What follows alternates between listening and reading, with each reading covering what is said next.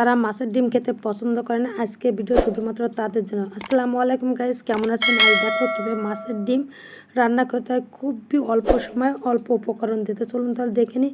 তো আমি এখানে পানি দিয়েছি আর এখানে লবণ হলুদ দিয়ে পানিটা আমি ফুটিয়ে নিব।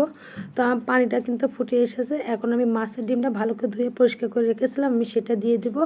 আর এটা দিয়ে আমি 5 থেকে 6 মিনিট ভালোভাবে নেড়ে ছেড়ে নিব। তো মাছের ডিমটা কিন্তু অনেকেই খেতে পছন্দ করে না, অনেকের গন্ধ করে।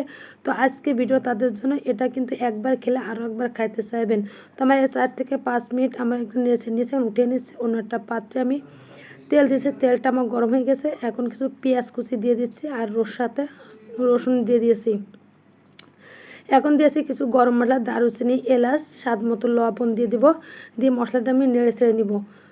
তা মশলাটা একেবারে পুড়ে না যায়, তো সেভাবে হালকা একটু লাল রঙ করে নিতে হবে। আর এখানে হলুদের গুঁড়া দিয়ে দিয়েছি, দিয়ে মশলাটা আমি ভালো করে কষিয়ে নিয়েছি। এখানে দিয়ে দেবো এখন জিরার গুঁড়া দিয়ে দিয়েছি, আর দিয়েছি এখানে শুকনো মরিচের গুঁড়া দিয়ে মশলাটা আমি ভালো করে কষিয়ে এখন সেই ডিমটা উঠে রেখেছিলাম সেটা আমি ভালো করে ছোটো ছোটো করে কেটে নিয়েছি। নিয়ে আমি এখন দিয়ে ভালো ভাজি করে নিব, একেবারে ভাজি করে নিব। আর এখানে অ্যাড করেছি লেবুর রস। তো আমি এখানে হাফ লেবুর রস দিয়েছি। আর লেবুর রস দেওয়ার কারণে মাছে কিন্তু মাছের ডিমে কোনো গন্ধ থাকবে না।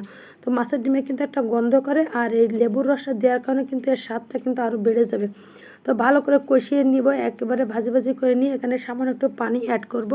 তো পানিটা অ্যাড করে দিয়েছি, এই পানিটা আমার শুকিয়ে যাওয়া পর্যন্তই কিন্তু আমার এটা রান্না করতে হবে। আর এখানে কিছু কাঁচামরিচ কুচি করে রেখেছিলাম, আমি সেটাও দিয়ে দিয়েছি। দিয়ে আমি এটা এখন নেড়ে ছেড়ে নেব। আর এখানে দিয়েছি গরম মশলা, আমি আগে থেকে ভাজি করে গুঁড়ো করে রেখেছিলাম, আমি সেটা দিয়ে দিয়েছি। তো আমি অধিকাংশ রান্নাতে কিন্তু আমি ভাজি মশলা দিয়ে থাকি, আর এটা কিন্তু অনেকটা টেস্টি লাগে। তো হয়ে গেছে আমার মাছের ডিম ভাজি। তো দেখে কিন্তু লোভনীয় লাগছে। তো আজ এই পর্যন্ত, সবাই ভালো থাকবেন, আল্লাহ হাফেজ।